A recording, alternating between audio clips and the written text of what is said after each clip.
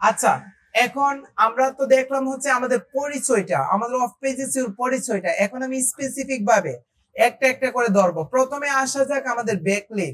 Backlink জিনিসটা কি? আমি যদি প্রথমে এখানে আসি আমাদের অফ পেজ এসইও স্লাইডের প্রথম অপশনে, এটা হচ্ছে আমাদের হোয়াট ইজ ব্যাকলিং।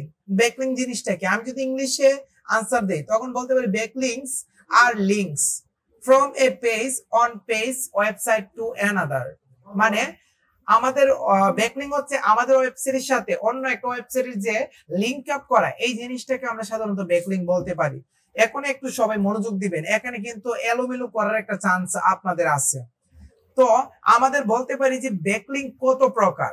ব্যাকলিং মানে of page SEO. Of page SEO মূলত আমরা কিন্তু বলছিলাম ইন্টারনাল লিংক এবং এক্সটার্নাল লিংক। এছাড়াও আমাদের ব্যাকলিংকে আরো দুই ভাগে ভাগ করা হয়। আমাদের অফ পেজ এসইও কে দুই ভাগে ভাগ করা হয়। একটা হচ্ছে আমাদের ডু ফলো আর একটা হচ্ছে নো ফলো। আপনারা যখন অডিট করছিলেন তখনই কিন্তু লেখা ছিল যে এই লিঙ্কগুলা কি ডু ফলো নাকি নো ফলো। তো মূলত আমাদের হচ্ছে ব্যাকলিংকে দুই ভাগে ভাগ করা হয়, ডু ফলো নো ফলো। এখন আসা যাক ডু ফলো লিংক কাকে বলে এবং নো ফলো লিংক কাকে বলে। আমি আপনাদের সংজ্ঞা দিছিলাম, বলতে পারবেন? আচ্ছা, ডু ফলো লিংক হচ্ছে যে লিংকে ক্লিক করলে আমাদের কাজ করে ওই লিঙ্কগুলোকে আমরা ডু ফলো লিংক বলবো। আর যে লিঙ্কগুলোতে ক্লিক করলে কাজ করে না ওইগুলাকে আমরা নো ফলো লিংক বলবো। যেমন আমি যদি একটা কাজ করি, আমাদের এই যে লিঙ্কটা আছে আমাদের এখানে না, আমাদের ওয়েবসাইটের, আমাদের এই ওয়েবসাইটের লিংকটা ধরেন আমি এখান থেকে কপি করে নিয়ে যাই, কথা বলবেন না?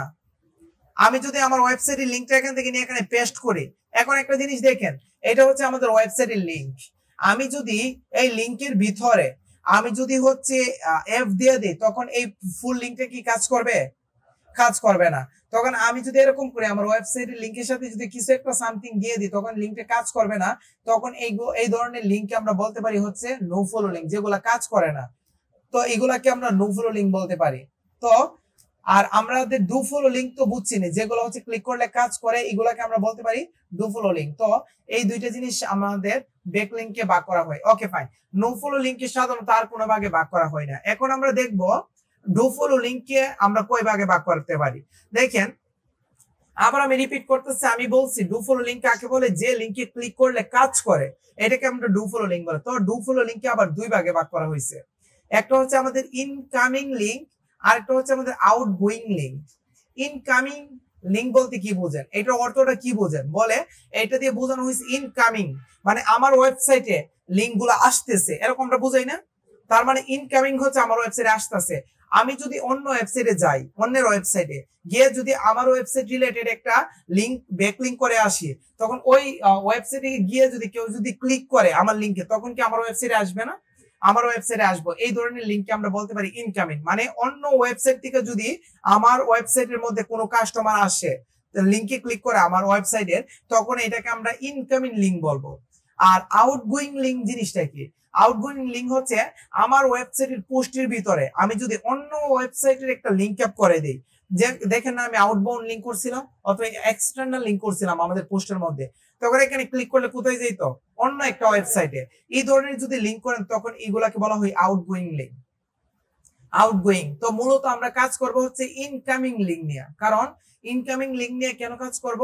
আমি চাই যে অন্য ওয়েবসাইট থেকে ট্রাফিক আমার ওয়েবসাইটে আসুক, আমার থেকে যাওয়ার দরকার নাই। আমি চাই অন্য ওয়েবসাইট থেকে আমার ওয়েবসাইটে আসবে, এই কারণে আমি ইনকামিং লিংকটা করার চেষ্টা করব। Okay fine. এই ব্যাকলিং যে সেক্টরটা, এই সেক্টরের ভিতরে আমাদের তিনটা ব্যাকলিং আছে আমাদের ব্যাকলিং এর সেক্টরের ভিতরে। একটা হচ্ছে আমাদের প্রোফাইল ব্যাকলিং, আর একটা হচ্ছে আমাদের আর্টিকেল সাইট ব্যাকলিং, আর একটা হচ্ছে আমাদের ব্লগ কমেন্টিং ব্যাকলিং। এখন আসেন এটিকে তিনটাকে একসাথে আমরা বলতে পারি ব্যাকলিং। এখন এই প্রোফাইল ব্যাকলিং বলতে আপনারা কি বুঝেন? প্রোফাইল ব্যাকলিং বলতে এই জিনিসটাই বুঝবো আমরা যে, আচ্ছা আমরা সবাই জানি একটা ওয়েবসাইটের কি কি থাকে।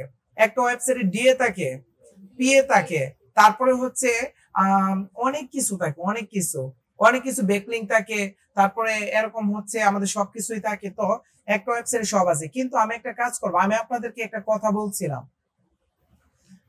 যে একটা ওয়েবসাইটের যদি ডিএ বেশি থাকে, ডিএপিএ বেশি থাকে, তখন এই ওয়েবসাইটে কি পাওয়ারফুল হবে কিনা? ডিএ যদি বেশি থাকে এই ওয়েবসাইটে কি পাওয়ারফুল হবে কিনা?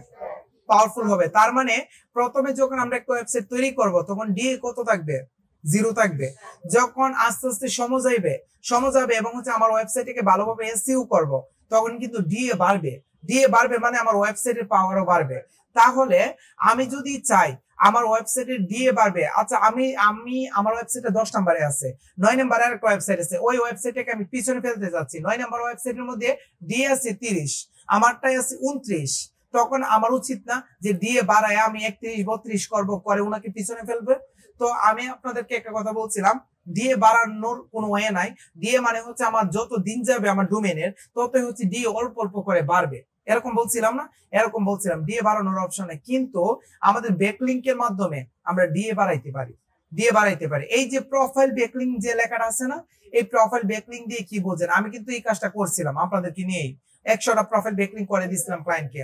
তার মানে একটা ওয়েবসাইটের প্রোফাইল ব্যাকলিং যদি করেন তখন এই ওয়েবসাইটের ডিএ আস্তে আস্তে বাড়তে থাকবে। এমনিতে যদি এক মাসে আপনার ডিএ 2% বাড়ে, আর প্রোফাইল ব্যাকলিং করলে এক মাসে আপনার 20 থেকে 25% বেড়ে যাবে, যদি ভালো প্রোফাইল ব্যাকলিং হয়ে থাকে অনেক বাড়বে। তাহলে এই কারণে আমাদের ওয়েবসাইটের ডিএ, ডোমেইন অথরিটি বাড়ানোর জন্য কি করি? আমরা আমাদের ওয়েবসাইটের প্রোফাইল ব্যাকলিং তৈরি করি। বুঝছি সবাই? এই প্রোফাইল ব্যাকলিং। তারপরে আসেন হচ্ছে আর্টিকেল সাইট ব্যাকলিং জিনিসটা কি? আর্টিকেল সাইট ব্যাকলিং হচ্ছে আর্টিকেল যে সাইট গুলো আছে, যেমন ব্লগ সাইট, যেমন ট্রাভেল রিলেটেড, ফুড রিলেটেড, এরকম যে ব্লগ সাইট গুলো আছে, ওই ব্লগ সাইটের ভিতরে গিয়ে যদি আমি আমার ওয়েবসাইটটাকে প্রমোট করে আসি, ওইগুলাকে আমরা বলতে পারি আর্টিকেল সাইট ব্যাকলিং। ঠিক আছে? এরপরে আসেন ব্লগ কমেন্টিং ব্যাকলিং জিনিসটা কি? ব্লগ কমেন্টিং নামে কিছু সাইট আছে, যে সাইটের মধ্যে সবাই কি করে? কমেন্ট করে নিজের মতামত শেয়ার করে, সবকিছু করে। দেন ওই সাইটে গিয়ে যদি আমি আমার ওয়েবসাইটটার প্রচার করে আসি, ওইগুলাকে বলা হয় ব্লগ কমেন্টিং ব্যাকলিং।